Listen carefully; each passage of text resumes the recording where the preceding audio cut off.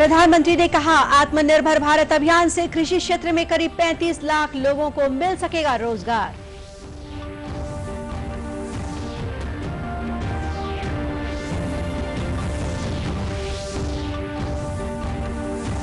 राज्य में आज से क्लब, शॉपिंग मॉल, रेस्तरां और होटलों को खोलने की अनुमति। प्रदेश के भीतर ही चलेगी यात्री बसें।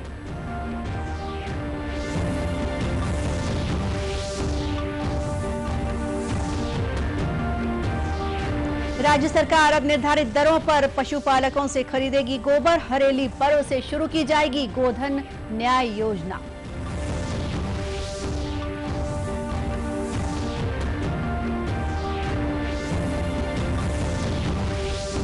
और राज्य में विद्यार्थियों और आम लोगों को अब घर बैठे ही मिल सकेगा जाति और निवास प्रमाण पत्र।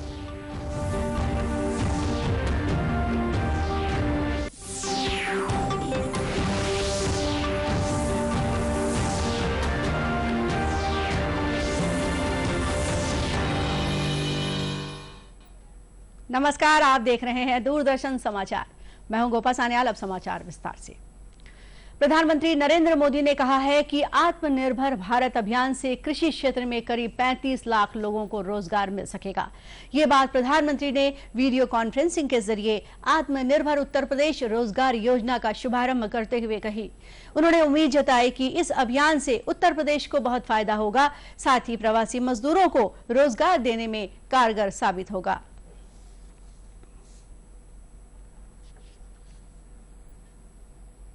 साथियों, भारत को आत्मनिर्भरता के रास्ते पर तेज गति से ले जाने का अभियान या फिर गरीब कल्याण रोजगार अभियान हो, उत्तर प्रदेश यहां भी बहुत आगे चल रहा है।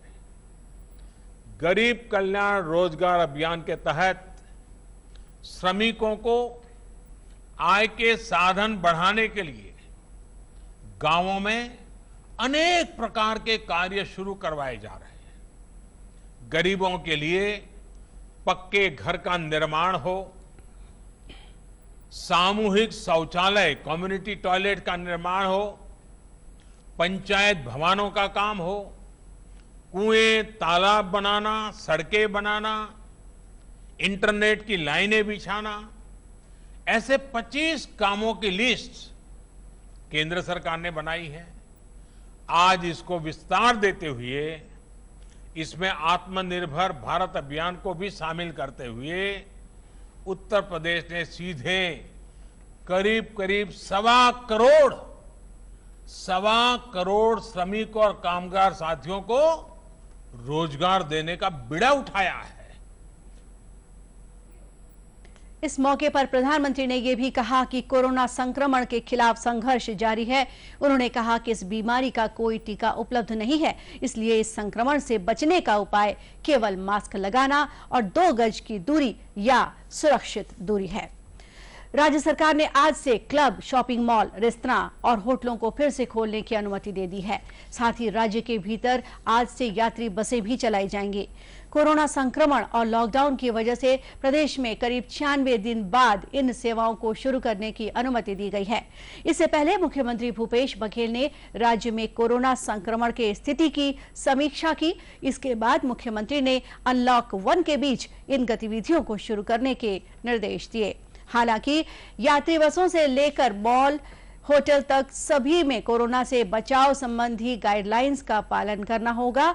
शॉपिंग मॉल के भीतर गेंद और ऑर्किड तथा बच्चों के प्ले एरिया के संचालन की अनुमति नहीं रहेगी। वहीं स्पोर्ट्स कॉम्प्लेक्स में केवल खेल गतिविधियां संचालित हो सकेंगी, लेकिन दर्शकों के बैठने की अनुमति नहीं होगी। होटलों में भी फिजिकल डिस्टेंसिंग का पालन करना अनिवार्य होगा। इससे पहले पिछले दिनों होटल एसोसिएशन के एक प्रतिनिधिमंडल ने मुख्यमंत्री भूपेश बघेल से मिलकर राज्य में होटल और रेस्तरां खोले जाने की अनुमति मांगी थी। होटल कारोबार से जुड़े कर्मचारियों ने इसे राहत भरी खबर बताया। उन्होंने कहा कि होटलों में सरकार के दिशा निर्देशों का पालन पूरी तरह सुनिश्चित किया जाएगा। होटल और रेस्टोरेंट ओपन करने का ये मिला है और इसमें हम लोग पूरा ख्याल रखेंगे कि सोशल डिस्टेंसिंग का पूरा ख्याल रखा जाए। और हम लोग आते बराबर गेस्ट को पहले स्कैन करते हैं, उनसे हैंड सैनिटाइज कराते हैं। और मास्क हमारे लिए एसेंशियल है कि जो भी आएगा वो मास्क पहन के ही हमारे होटल में आएगा। प्लस हम अपने स्टाफ का भी इस तरीके से ही हम चेक करते हैं, पहले स्कैन करते हैं, उनसे हाथ धुलवाते हैं उनसे। स्पेशली एक सिक्योरिटी रखा हुआ है जो एंट्री पॉइंट पे ये चीज़ों का ख्याल रखता है। और उनका मैंडेटरी है कि उनका ग्लव्स, शावर कैप और उनके जैसे सर ढके रहे और उनके मुंह में मास्क लगा रहे। और हम कोशिश करेंगे कि हम कम से कम चीज़ों का ह्यूमन टच हो। पहले जैसे हम लोग क्या करते थे, 4 आदमी के लिए एक टेबल बुकिंग होता था।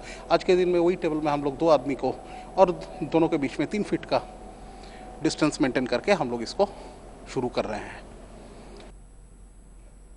इसके साथ ही राज्य में लॉकडाउन के दौरान बंद सार्वजनिक परिवहन सेवाएं भी आज से शुरू हो गई हैं। इसके तहत राज्य में जिलों के भीतर और एक जिले से दूसरे जिले के बीच ही यात्री बसों को चलाने की अनुमति दी गई है। ये बसें दूसरे राज्यों में नहीं जाएंगी। साथ ही बस संचालकों को यात्रियों का पूरा रिकॉर्ड रखना होगा।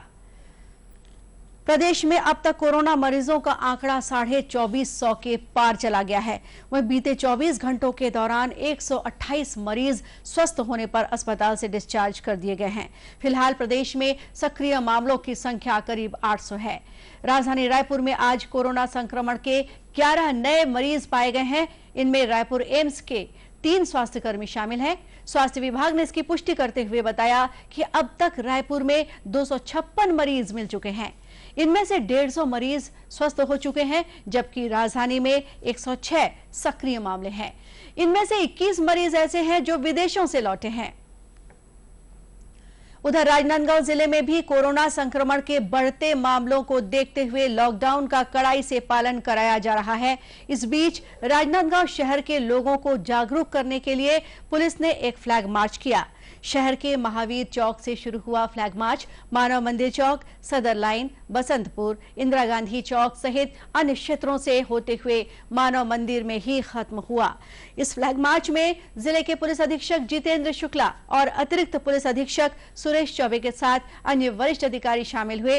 इस दौरान पुलिस द्वारा लोगों से अपील की गई कि वे बेवजह घरों से बाहर न निकलें और सरकारी दिशा निर्देशों का पालन करें। जैसी कि खबर दी जा चुकी है कि राजनांदगांव जिले में अब तक 213 कोरोना संक्रमित मरीज मिले हैं, जिनमें से 79 मरीज स्वस्थ हो गए हैं। वहीं 2 मरीजों की मौत हो गई है। राज्य ने गौ पालन को आर्थिक रूप से लाभदायी बनाने और पर्यावरण सुरक्षा के लिए गोधन न्याय योजना शुरू करने की घोषणा की है। इस योजना की शुरुआत हरेली पर्व के दिन से की जाएगी। इस संबंध में मुख्यमंत्री भूपेश बघेल ने रायपुर स्थित अपने निवास कार्यालय से मीडिया कर्मियों के साथ डिजिटल माध्यम के जरिए बातचीत करते हुए बताया कि इस योजना का उद्देश्य गौ पालन को बढ़ावा देने के अलावा उनकी सुरक्षा भी करना है। साथ ही पशुपालकों को आर्थिक रूप से लाभ पहुंचाना है।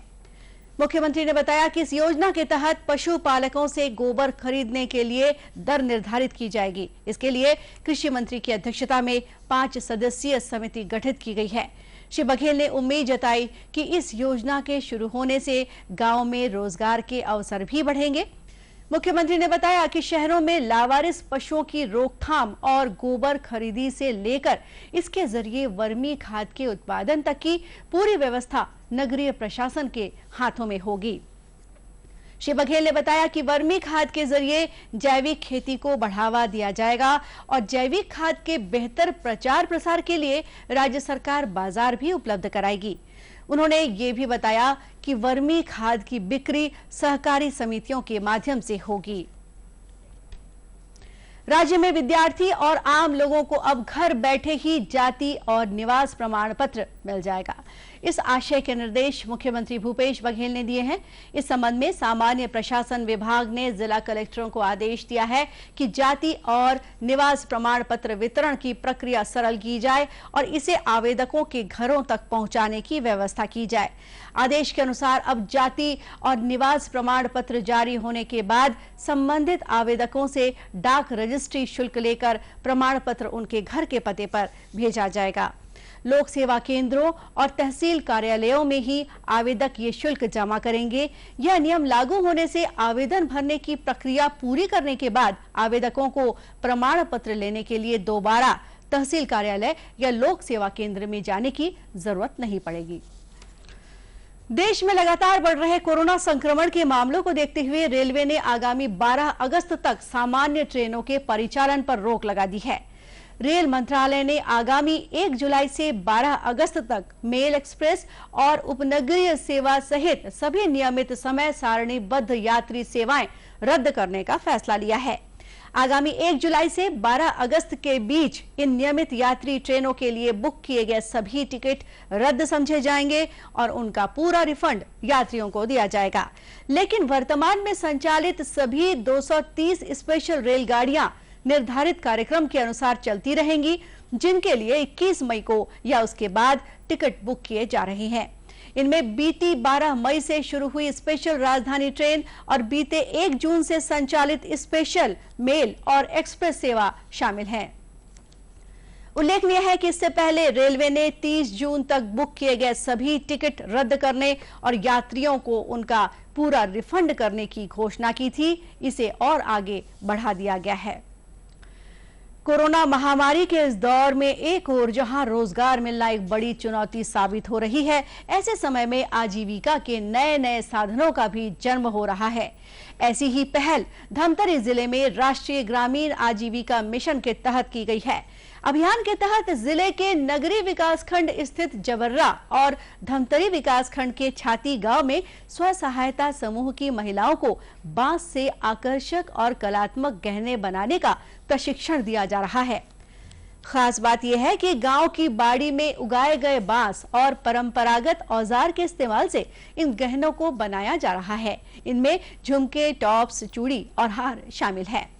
प्रशिक्षण ले रही युवतियों ने बताया कि प्लास्टिक मुक्त चीजों का उपयोग कर गहने बनाए जा रहे हैं। मतलब हमारे यहाँ जितने भी साथी आ रहे हैं वो सब बांस का डिजाइन देकर कान का, गला का, राखी वगैरह सब कुछ बना रहे हैं। और यहाँ केवल धागा, मोती वगैरह यूज करते हैं। प्लास्टिक का कोई भी प्रकार का यहाँ यूज नहीं हो रहा है। मेरा नाम कुमारी दुर्गा चंद्राकर है। मैं ग्राम छाती से हूँ। हम लोग को करीबन 18 से 20 दिन हो गए। यहाँ बैम्बू से हम लोग ज्वेलरी वगैरह बनाते हैं। तो हाथ में जो चूड़ी वगैरह पहनते हैं, महिलाएं यूज़ करते हैं, वो चूड़ी बनाते हैं हम लोग। चूड़ी, राखी है, जैसे इयररिंग्स वगैरह है, वो सब बनाते हैं। प्रशिक्षण संस्था के समन्वयक मोहित आर्य ने बताया कि इन कलात्मक गहनों को बाजार में उपलब्ध कराने की व्यवस्था की जा रही है। मुख्य उद्देश्य यह है कि महिलाएं आत्मनिर्भरता की ओर बढ़ें। जैसे कि अभी कोविड है और कोविड के परिस्थितियां हैं, उस पर हम ये चाह रहे हैं कि जिस तरीके से आजीविका पे प्रभाव पड़ा है महिलाओं के, तो हम उनको कुछ आजीविका के साधन में बढ़ोतरी कर पाएँ और ताकि इन लोग कलात्मक रूप से कुछ नई चीज़ों का उत्पादन कर पाएँ और इनकी आजीविका में बढ़ोतरी हो पाए और ये आत्मनिर्भर बन पाएँ। उस दिशा को देखते हुए यहाँ पर राखियाँ बनाई जा रही हैं। और इसमें जो भी इन लोगों ने बांस उपयोग किया है, ये इनके घर के बाड़ी का है, इनके गांव का बांस है। वृहद स्तर पर प्रयास कर रहे हैं और हम बहुत सारे कंपनी से, कंसल्टेंट से सलाह ले रहे हैं और मार्केटिंग के लिए प्लान बना के सोशल मीडिया हो, चाहे ऑनलाइन मार्केटिंग, ऑफलाइन मार्केटिंग हो, उस दिशा में हम लोग काम करें ताकि इनको एक रोजगार का एक नया अवसर उपलब्ध हो पाए। जिला पंचायत के मुख्य कार्यपालन अधिकारी नम्रता गांधी ने बताया कि राष्ट्रीय ग्रामीण आजीविका मिशन के तहत महिलाओं को रोजगार उपलब्ध कराने के उद्देश्य से इन गहनों का प्रचार प्रसार सोशल मीडिया के अलावा अन्य माध्यमों से भी किया जा रहा है। अंत में मुख्य समाचार एक बार फिर। प्रधानमंत्री ने कहा, आत्मनिर्भर भारत अभियान से कृषि क्षेत्र में करीब 35 लाख लोगों को मिल सकेगा रोजगार।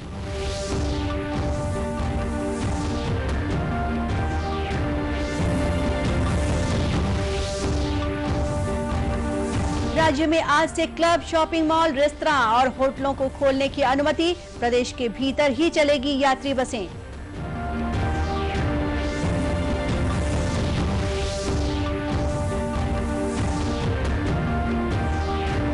राज्य सरकार अब निर्धारित दरों पर पशुपालकों से खरीदेगी गोबर। हरेली पर्व से शुरू की जाएगी गोधन न्याय योजना।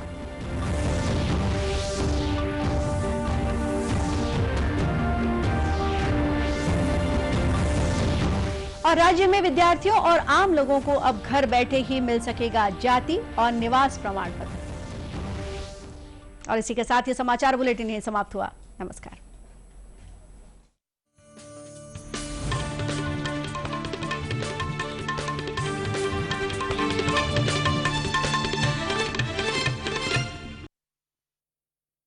ये विशाल है ना, इसका सब प्रॉपर चलता है।